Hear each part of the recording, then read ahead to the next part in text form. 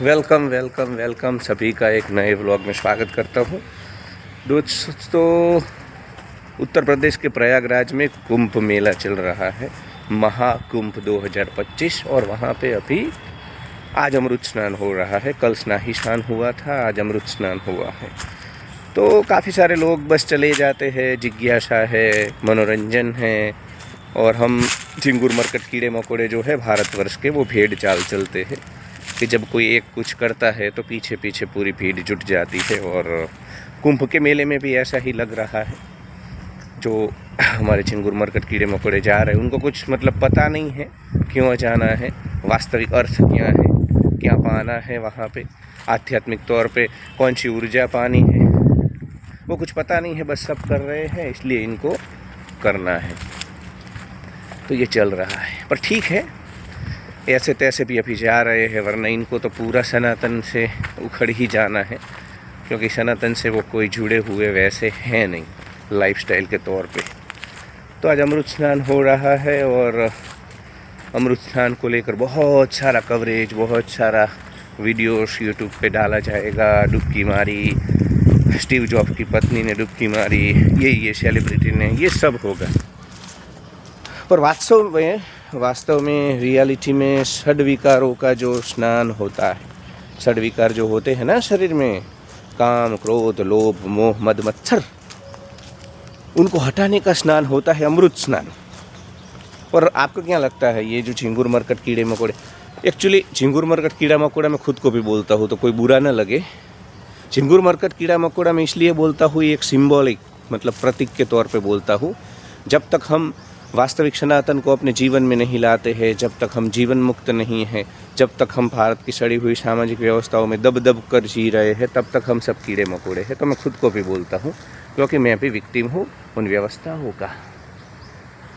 तो अमृत स्नान, आपको क्या लगता है, कोई भी ये हमारा इंसान इधर से उड़ करके फ़्लाइट लेकर के चला जाए वाराणसी, दिल्ली, फिर वहाँ से कैब लेकर के, टैक्सी लेकर के चला जाए प्रयागराज और वो डुबकी कल मार ले, तो उसके जो षड विकार हैं वो क्या ख़त्म हो जाएंगे? पहले तो इनको किसी को कुछ पता नहीं है दोस्तों कि वो क्यों जा रहे हैं। वो बस जा रहे हैं क्योंकि सब जा रहे हैं। सब हरिद्वार जाते हैं, वैसे ही ये लोग प्रयागराज।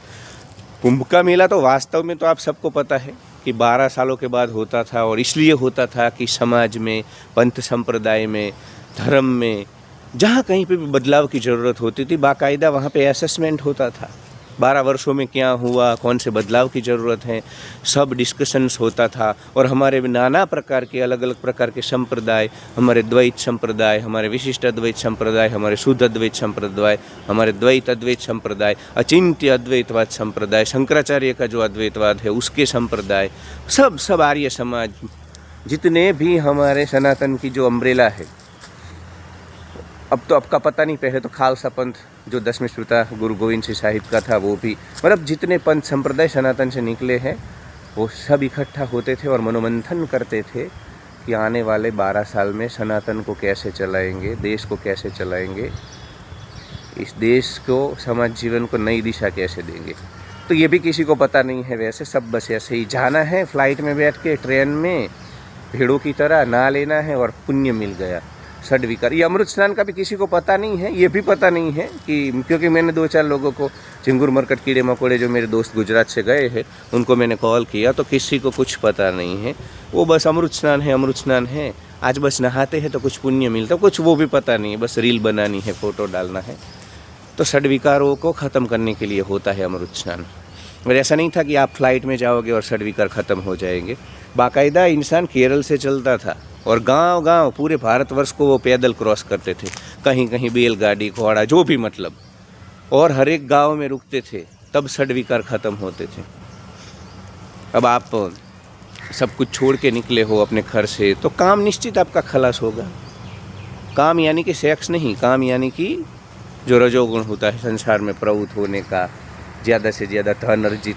काम को भी ना हमने लिमिटेड कर दिया है सेक्स के लिए, ठीक है उसके लिए है, पर उसके अलावा भी जो भी रजोगुण से हम प्रवृत्ति समाज में करते हैं, जो भी ज़्यादा पाने की आकांक्षा या कहीं पे भी अटैचमेंट आता है, वो सब कुछ काम होता है। जहाँ कहीं पे भी जुड़ाव आता है, वो सब कुछ, जो चीज़ें हमें तनाव देती है, वो सब काम में काउंट होती है।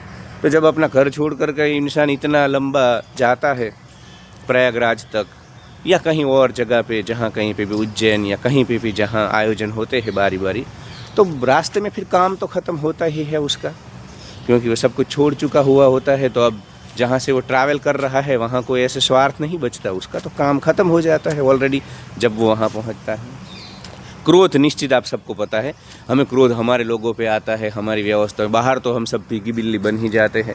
अब मैं गुजरात से यूपी जाके क्रोध नहीं करूँगा, कोई मेरे को डंडा बजा देगा वहाँ। तो घर से दूर होता है तो इंसान वैसे भी संभल कर चलता है, क्रोध करेगा नहीं। और ये जो जाते थे महाकुंभ और यहाँ तो पवित्रता से हर रोज़ कीर्तन करेंगे, हर हर गांव में भजन करेंगे, गांव से लोगों से धर्म की बातें करेंगे, सत्संग करेंगे, तो क्रोध तो बचेगा नहीं, क्योंकि सतोगुण बहुत बढ़ जाता था। लोभ, अब घर छोड़ा है, आध्यात्मिक क्रियाओं के लिए जा रहे, तो लोभ कैसे बचेगा किसी भी चीज़ का, तो लोभ भी खत्म हो जाएगा। मोह, अब जिसको मोह है वो तो सब घर की मुर्गी होकर के घर में ही बैठते हैं, तो ऐसे तो निकलते ही नहीं। अब जो निकला है कुंभ की मेले की ओर जाने के लिए, तो निश्चित हमें पता चल जाता है कि उसने मोह भी छोड़ा हुआ है, तो मोह भी खत्म हो जाता है ट्रैवलिंग करके जाना। मद, अभिमान, अब मद होता है जब हम हमारे गांव में होते हैं, हमारी प्रॉपर्टीज़ में होते हैं, तब हम अपने आप को तीसमार खा समझते हैं। नार्सिसिज्म होता है, अहंकार। तो ये सब मद होता है जब हम हमारे एरिया में होते हैं, ऐसे निकलते हैं और रोज़ भजन कीर्तन करते अलग अलग लोगों से मिलते हैं, तो अभिमान भी खत्म हो जाता है। मत्सर, ईर्षा, ईर्षा कब होती है? जब तुम्हारे खेत में अच्छी फसल नहीं, बाजू वाले में ज़्यादा है, तब ईर्षा होती है। तुम्हारा धंधा ठीक नहीं चल रहा है, किसी और का अच्छा चल रहा है, तब ईर्षा होती है। अब जब निकल ही गए सब कुछ छोड़ करके वानप्रस्थ में, और ज़्यादातर वानप्रस्थ ही, संसारी भी जाते थे गृहस्थाश्रम में, पर बहुत जो बड़ा तबका था भारतवर्ष का वो वानप्रस्थ था, मतलब 50 से जो, तो वैसे भी वो सब कुछ छोड़ चुके हुए, तो उनको कब ईर्षा जैसे भाव उनके भीतर भी नहीं बचेंगे। और है शुरू में, तो भी जैसे जैसे आगे बढ़ेंगे, मैं बोला ना केरल से लेके जितने भी लोग बीच बीच में हैं सब जाते थे महाकुंभ में, तो षड्विकार खत्म, और फिर वहाँ जाके स्नान करते थे, तब निर्मल हो जाते थे, पवित्र हो जाते थे, मन से, तन से, विचारों से, सतोगुण अपने उच्चतम आयाम पे जाता था। तो इस तरह से होता है षड्विकारों का नाश। ऐसे फ्लाइट में जा कर के बस डुबकी लगा ली स्विमिंग पूल की तरह, वैसे नहीं होता है। तो काफ़ी सारी सनातन में चीज़ें हैं जिसको हमने तोड़ मरोड़ दिया है, वो जैसे वास्तव में नहीं है उस प्रकार हम उसको समझ रहे हैं आज, क्योंकि कोई सनातन के ऊपर बात करने वाला नहीं है। सनातन बस जो बचा है वो अंधश्रद्धा है या सूडो साइंस है, ऐसी पुनर्जन्म न ये न बाबा जी में से ऊर्जा निकलती है, न वो आपको वहाँ पे, इधर से काफ़ी सारे झिंगुर मरकट कीड़े मकोड़े तो गुजरात से ऐसे गए हैं कि वहाँ पे इनको कोई बाबा मणि देने वाला है, कुछ ऐसा ऐसे अंगूठी देने वाला है। तो यही बस सनातन को हमने ये हालत कर दी है। हमारे पूर्वज कितने एडवांस थे, झिंगुर मरकट कीड़ों मकोड़ों, समझो हमारे पूर्वजों ने कितना, मतलब ऐसे ऐसे आयोजन करते थे 12 साल में, क्योंकि ऐसे आयोजन हर साल तो हो नहीं सकते, तो और 12 साल में देख लेते थे कि समाज में उन्होंने जो नियम लगाए, उन्होंने जो बदलाव किया, उससे क्या फ़ायदा हुआ। अगर फ़ायदा नहीं हुआ है तो उन नियमों को, उन परंपराओं को, उन विधियों को, उन विधानों को हटा दो। तो ऐसे एडवांस लोग थे।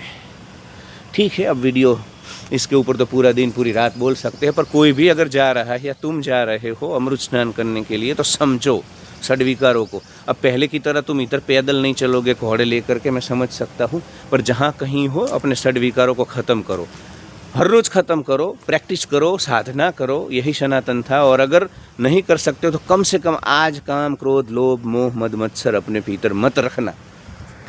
यही होता है अमृत स्नान। बस वहाँ जा कर के ऐसे फ़ोटो खींचाना, रील बनाना, ठीक है वो भी करो, पर समझो सिग्निफिकेंस को, समझो हमारी संस्कृति में बिना वजह कोई भी चीज़ है नहीं।